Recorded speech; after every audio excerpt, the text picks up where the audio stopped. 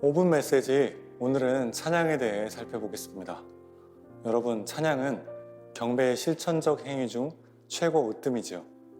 고대 인류의 문화를 추적해보면 그 세계는 언제나 신을 향한 시와 노래로 섞인 찬양의 행위가 이어졌습니다. 이러한 사실은 히랍 신화를 비롯하여 여러 곳에서 확인할 수 있지요. 특별히 이스라엘 민족이 430년간 노예 생활을 했던 고대 이집트에서는 신에게 바치는 찬양의 문화가 철저했고요. 그들의 사제들은 매일 새벽, 정오, 밤에 바알 신을 찬양하는 노래를 불렀습니다. 이러한 제의 문화에 430년 동안 젖어 살던 이스라엘 히브리 민족들은 이집트를 탈출하여 홍해를 건널 때 예상치 못했던 하나님의 은총에 놀랐습니다. 왜냐하면 하나님께서 마지막 10번째 재앙 애굽의 장자를 치시고 그들을 애굽에서 구원하여 주시기 때문이죠. 그 무엇보다도 앞에는 바다, 뒤에는 그들을 죽일 듯이 달려오는 이집트의 모든 군사들에 의해 둘러싸인 그야말로 사면 초가된 상황에서 하나님께서는 극적으로 홍해를 갈라주셔서 추격하던 애굽의 말과 군대를 완전히 몰살시키셨고 60만의 이스라엘 민족들은 유유히 마른 땅으로 홍해를 건너가도록 구원을 베풀어 주셨기 때문입니다. 이때 모세와 이스라엘 백성들은 하나님의 은총의 경탄에 환호성을 지르며 노래를 부르고 춤을 추며 하나님을 찬양했습니다.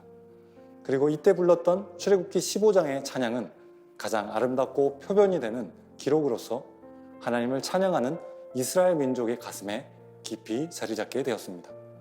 이후 구약 성경 최고의 찬미 인물 다윗이 등장합니다.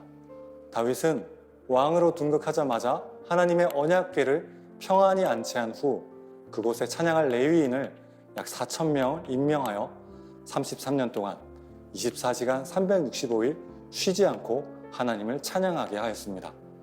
그리고 예수님 당시에도 찬양의 행위는 진지하게 계속 이어졌죠. 특히 6월절 마지막 식사를 마치신 후 겟세마네의 체포를 앞두고 감람산을 오르실 때 제자들과 함께 찬송을 부르셨던 그 주님의 모습에서도 하나님을 찬양하는 것이 우리 신앙에 얼마나 필수적인 행위였는지를 엿볼 수 있습니다. 또한 이러한 찬양의 중요성에 대해 사도 바울은 에베소서 말씀을 통해 시와 찬송과 신령한 노래들로 서로 화답하며 너희의 마음으로 주께 노래하며 찬송하라고 전합니다. 초대교회 역시 이러한 찬양의 전통을 지켰으며 중세의 히랍 찬송과 라틴 찬송의 사용은 예배 안에서 찬양 음악을 크게 발전시켰습니다. 특히 종교개혁기에는 마틴 루터가 그 선봉에 서서 예배 음악을 일상화시켰고 18세기에 이르러서는 찬송의 보편화 시대가 열리게 되었습니다. 또한 20세기에 이르러서는 주로 오순절 계열의 교회가 찬양을 경배의 으뜸과는 도구로 표방하면서 찬양의 성격과 범위를 확대시켰습니다. 그리고 현재 여러 미디어 문화는 찬양 음악의 다양성을 가져와서 많은 발전과 확산을 이어가고 있습니다. 그렇다면 여러분, 찬양의 뜻은 무엇일까요? 찬양의 사전적 의미는 특정 대상을 칭찬하거나 기리어 드러낸다라는 뜻입니다. 그리스도교가 사용하는 찬양이라는 뜻도 동일한 내용을 담고 있죠. 즉, 그리스도인들은 신앙의 대상인 삼위일체 하나님께 그 지존하신 하나님을 높이고 경배할 때 찬양이라는 어휘를 사용합니다. 이때 찬양은 신앙이 순수한 영적 세계를 경험하게 하고 하나님께 전급하는 소중한 통로가 되기도 합니다. 그리고 찬양은 시와 음악이 주를 이루지만 미리암이 속으로 춤을 추었던 것처럼 몸을 아름답게 움직여 하나님께 영광을 올려드리는 예배 무용, 월십 댄스나 손을 위시하여 신체의 일부분을 움직여 찬양하는 율동과 같은 춤의 행위가 있습니다. 여기서 오늘날 그리스도인들이 찬양의 노래, 춤, 율동을 할 때 유의해야 할 것이 있습니다. 그것은 바로 하나님의 은총을 깨닫고 감격하여 드리는 응답의 행위를 벗어나는 것이죠.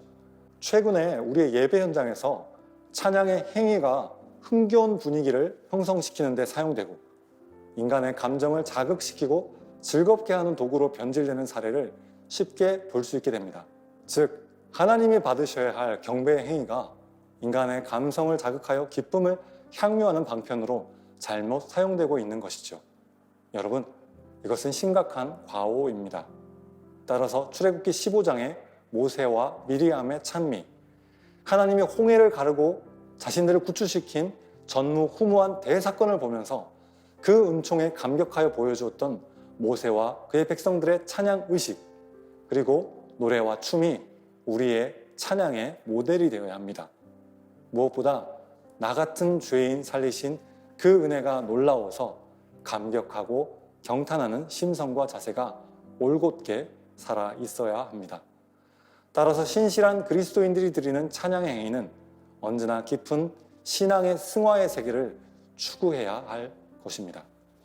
주님께서 사랑하시는 여러분, 오늘도 우리의 존재와 우리 삶의 삼위일체 하나님을 전심으로 찬양하는 날마다 새 노래로 여호와께 찬송하는 은총이 가득하길 축복합니다. 감사합니다.